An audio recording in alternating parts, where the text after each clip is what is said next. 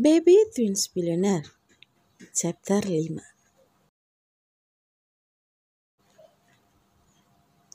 Hujan deras tengah mengguyur ibu kota sore itu. Suara tiupan angin terdengar membuat dedaunan berguguran. Ranting pohon bergoyang seperti sedang menari-nari. Freya duduk termenung di jendela melihat gururan air yang menana.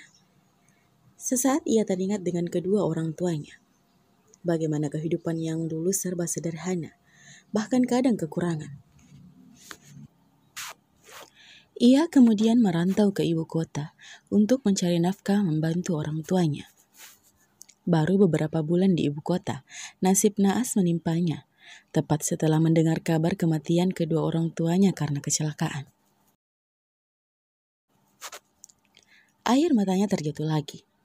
Bagaimana mungkin dia tidak membenci pria itu, sedangkan sederetan penderitaan dia alami karena ulah pria itu. Apa salah jika dia membenci orang itu? Dia melihat ke arah kedua anaknya yang saat ini tengah meringkuk di bawah selimut karena dinginnya angin yang sedang menyapa. Ia tersenyum dalam tangisnya. Ia merasa gagal dalam hidupnya. Ia tersenyum dalam tangisnya. Ia merasa gagal dalam hidupnya. Anaknya tidak bisa mendapatkan kasih sayang yang lengkap seperti anak-anak lain pada umumnya. Pernah suatu waktu ada seorang pria yang menyatakan cinta padanya. Namun ia tolak. Sejak saat kejadian malam itu, Freya telah menutup rapat-rapat hatinya untuk seorang pria. Dia seakan membenci seluruh pria yang ada di muka bumi. Freya menghapus air matanya, bangkit dari duduknya menghampiri kedua buah hatinya, mencium kening mereka dengan lama. Maafkan mami sayang, maafkan mami. Isakan berhasil lolos di bibirnya. Ia menggigit bibir bawahnya berharap dapat meredam isakannya.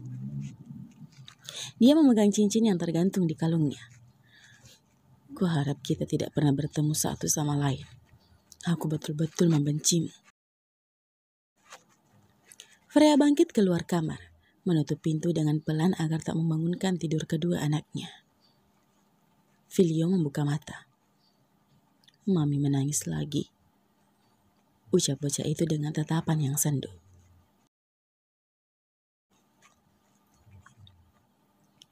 Lelahnya. Marit meregangkan otot-ototnya setelah melakukan tugasnya di hari pertama bekerja. Ia melihat jam tangan yang melingkar di pergelangan tangannya. Sudah waktunya pulang. Aku akan mengajak anak-anak untuk ke mall malam ini. Beli perlengkapan sekolah. Besok kan mereka udah mulai sekolah. Pasti mereka senang. Ucap Marit dengan begitu bersemangat sembari membereskan meja kerjanya.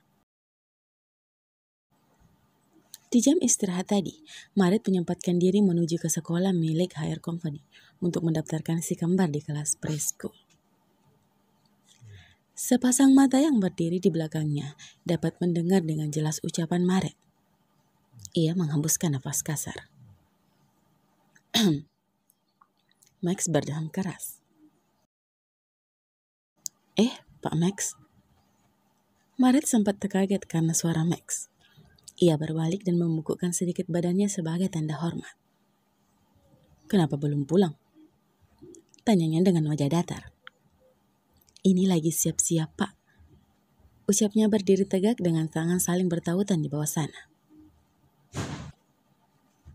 Bagaimana hari pertama bekerja? Baik, Pak, lancar. Baik, Pak, lancar. Jawabnya gugup.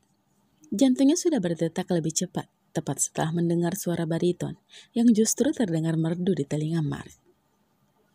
Freya, aku jatuh cinta bahkan hampir gila. Oh baguslah, kalau ada yang tidak tahu kamu mengerti, kamu bisa tanyakan kepada Adelia atau kepadaku. Ruanganku ada di sebelah sana.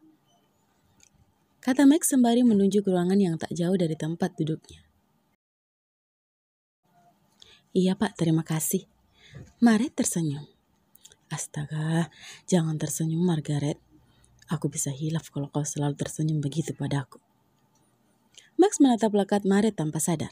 Ada seuntai kata kagum yang bersemayam di balik tatapan itu. Adelia menatap kedua orang itu di meja kerjanya.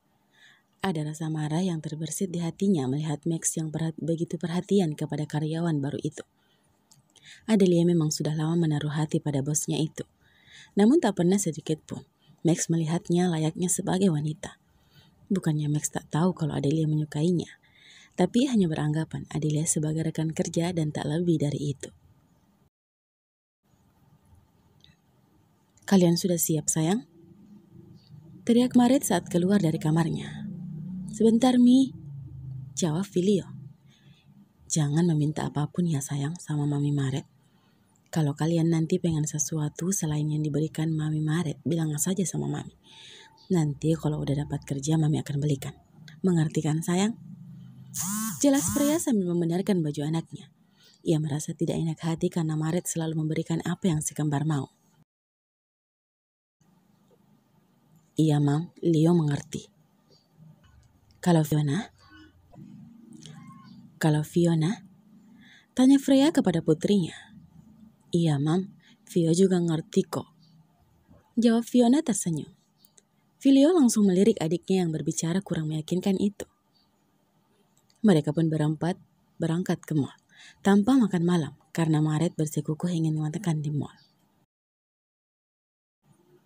Begitu sampai di pusat perbelanjaan milik HR Company tersebut, mata Fiona dan Filio berbinar-binar. Ini pertama kalinya si kembar menginjakkan kaki ke tempat yang bernama mall ini. Fiona jadi tak sabar ingin berkeliling. Ia begitu bersemangat menarik tangan Maret untuk berjalan. "Kita cari perlengkapan sekolah dulu ya, baru membawa kalian main," jelas Maret bersemangat. Ia begitu menantikan keceriaan si kembar saat di wahana permainan nanti. "Main?" tanya Fiona dan diangguki oleh Maret. "Main apa, Mi?" tanyanya bersemangat mendengarkan kata main. "Terserah Fiona. Mandi bola ada, pelosotan ada, pokoknya banyak deh sayang," ucap Maret. Fiona langsung bersorak riang sambil mengangkat tangannya. Ia begitu senang akan bermain seperti yang biasa ia dilihat di TV. Freya tersenyum senang melihat kedua buah hatinya yang terlihat begitu gembira. Meski hanya Fiona yang begitu heboh, ia tahu si kakak juga tak kalah senang. Namun Filio bersikap tenang, bahkan tanpa bicara. Entah si keturunan dari siapa. Maret membawa mereka berkeliling untuk mencari perlengkapan sekolah seperti tas, sepatu, dan lainnya. Seperti biasa, selalu ada perdebatan kecil ketika Fiona yang memilih barang. Entah itu masalah warna ataupun gambar dan lainnya. Sedangkan Filio hanya memilih dengan tenang. Hanya sesekali ia meminta pendapat dari sang mami. Freya hanya geleng-geleng kepala melihat putranya itu. Apakah dia akan tetap dingin begitu sampai besar nanti?